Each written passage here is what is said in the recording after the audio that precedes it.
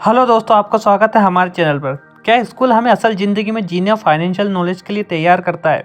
क्या पढ़ लिख कर नौकरी करना ही सब कुछ है? आज का दौर ऐसा हो गया है कि स्कूल और कॉलेज खत्म होते ही आज के युवाओं के पास क्रेडिट कार्ड की भरमार हो जाती है। हाँ, ये अलग बात है कि उनको ये पता ही नहीं है कि क्रेडिट कार्ड पर चक्रवृद्धि ब्याज किस तरह से लगता है। आजकल लोग बिना कुछ सोचे समझे महंगी महंगी चीज़ खरीद लेते हैं। मोबाइल खरीदना हो तो एप्पल का खरीदते हैं, कार लेनी हो तो BMW ऑडी की खरीदते हैं। उनके शौक इतने महंगे हो गए हैं कि पैसों को संभाल पाना मुश्किल हो गया है और यही आदत हमें गरीब बना देती है। आज हम रिच डैड पुअर डैड में जानेंगे उस मानसिकता के बारे में जो हमें आगे बढ़ने से रोकती है। आप भी इस पुस्तक के महत्वपूर्ण नियम जानकर अपने फाइनेंशियल यात्रा की शुरुआत कर सकते हैं। दोस्तों, रॉबर्ट कियोसाकी बताते हैं कि उनके दो पिता थे। एक उनके पिता थे जिन्हें वो पुअर डैड कहते थे और एक उनके दोस्त के पिता थे जिन्हें वो रिच डैड कहते थे। दोनों ही अपनी ज़िंदगी में सफल थे, दोनों ने ही अपनी ज़िंदगी में मेहनत की थी और दोनों ने ही अपनी ज़िंदगी में काफ़ी पैसा कमाया। लेकिन उनमें से एक ने पूरी ज़िंदगी पैसे के लिए परेशानी देखी, वहीं दूसरे हवाई के सबसे अमीर आदमियों में से एक थे।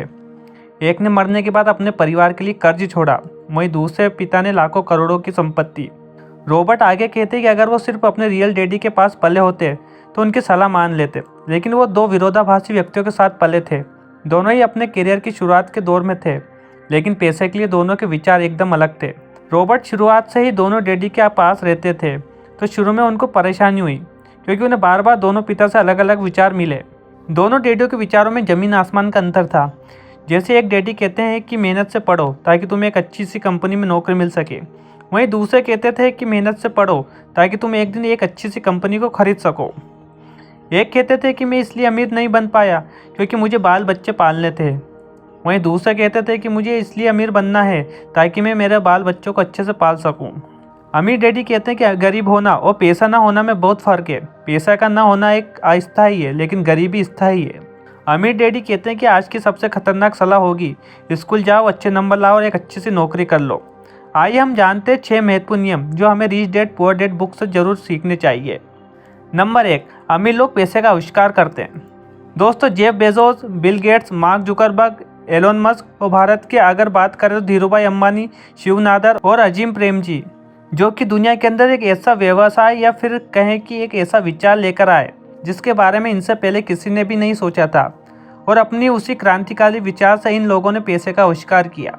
इससे पहले कि मार्केट में मौजूद किसी भी अवसर को कोई और व्यक्ति ढूंढ पाता, इन लोगों ने उस अवसर को खोजा और उस पर तुरंत ही कार्य किया। इसलिए कहा जाता है कि इन लोगों ने पैसा कमाया नहीं बल्कि आविष्कार किया है, क्योंकि दुनिया में उन चीज़ों को लेकर आए जो कि यहाँ पहले से मौजूद नहीं थी। इसी तरह आपको भी सिर्फ पैसा कमाने के बारे में नहीं सोचना चाहिए, पैसे को आविष्कार करने के बारे में सोचना चाहिए। नंबर 2, पैसा बनाने से ज़्यादा जरूरी है उसे बनाए रखना। आपको दुनिया में बहुत से ऐसे सेलिब्रिटी, फिल्म स्टार और खिलाड़ी मिल जाएंगे जो किसी समय बहुत अमीर हुआ करते थे, किंतु आज उनकी आर्थिक स्थिति बहुत ही खराब है। ऐसा इसलिए क्योंकि वो अपने धन का प्रबंध अच्छे से नहीं कर सके। ऐसा इसलिए हुआ क्योंकि उनमें फाइनेंशियली एजुकेशन की कमी थी, उनमें पैसे को मेंटेन करने और ग्रो करने का हुनर नहीं था। Rich dad poor dad book के लेखक के रिच डैड इस फाइनेंशियली अज्ञानता का उदाहरण देते हुए कहते हैं, पूरी दुनिया में घर को एक एसेट माना जाता है, जबकि उनके अनुसार घर एक एसेट नहीं बल्कि एक लायबिलिटी है। एसेट वह होता है जो कि समय के साथ साथ आपके पैसे को और भी ज़्यादा बढ़ा सके, जबकि घर के मामले में आपको सालों तक उसका लोन EMI के रूप में चुकाना पड़ता है, जिसकी वजह से आपकी जेब में पैसा आता नहीं बल्कि जाता है। यानी कि रिच डैड सिर्फ उन चीज़ों को एसेट मानते हैं जो आपको घर बैठे पैसा कमा कर देती है। वह कहते हैं कि अमीर बनने के लिए सिर्फ पैसा कमाना ही काफ़ी नहीं है, बल्कि कमाए हुए पैसे को कैसे मेंटेन और ग्रो किया जाए यह भी एक कला है। यह सीखना ज़्यादा महत्वपूर्ण है। नंबर 3, अमीर लोग पैसे के लिए काम नहीं करते।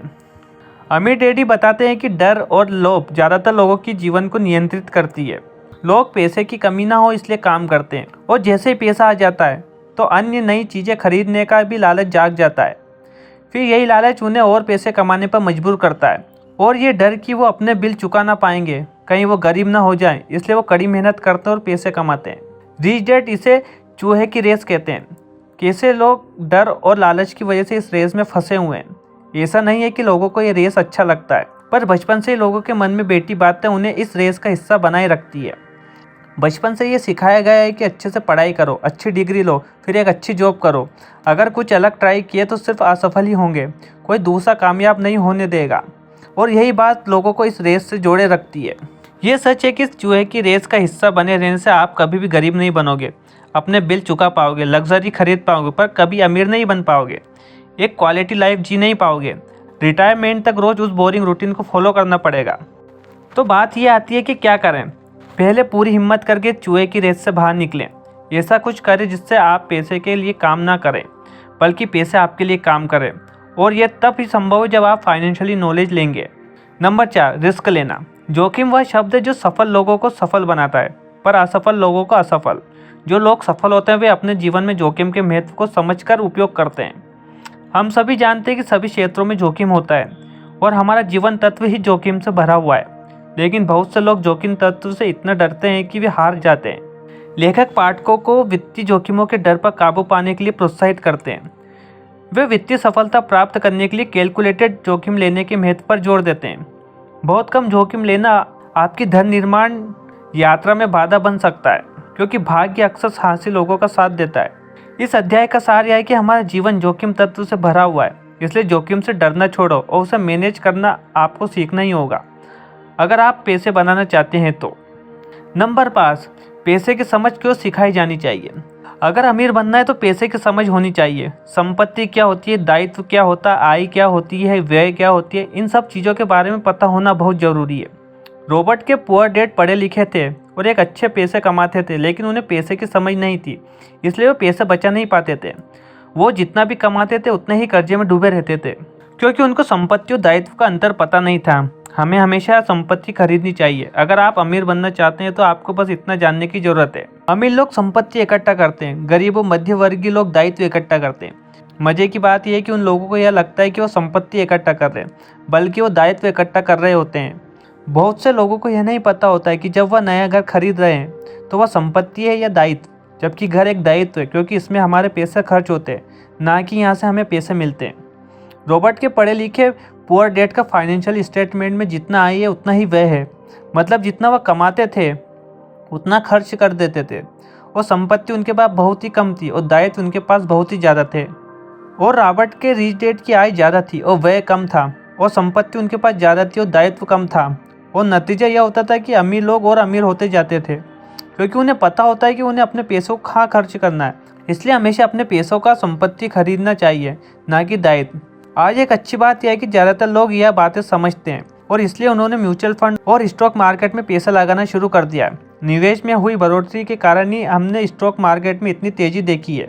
आज मध्य वर्गीय की बढ़ती मांग को पूरा करने के लिए नए नए म्यूचुअल फंड बनते नजर आ रहे हैं। म्यूचुअल फंड इसलिए लोकप्रिय है क्योंकि वह सुरक्षा के प्रतीक है। इस आसान सबक को याद रखें, अमीर संपत्ति खरीदते हैं और गरीब केवल खर्च करते हैं। मध्य वर्ग दायित्व खरीदता है। नंबर 6, अपने काम से काम रखो। ज़्यादातर लोगों को दूसरों के लिए काम करते हैं, बस अपने लिए काम नहीं करते। वह पहले तो कंपनी के लिए काम करते हैं, फिर टैक्स के कारण सरकार के लिए काम करते हैं और फिर बैंक के लिए काम करते हैं।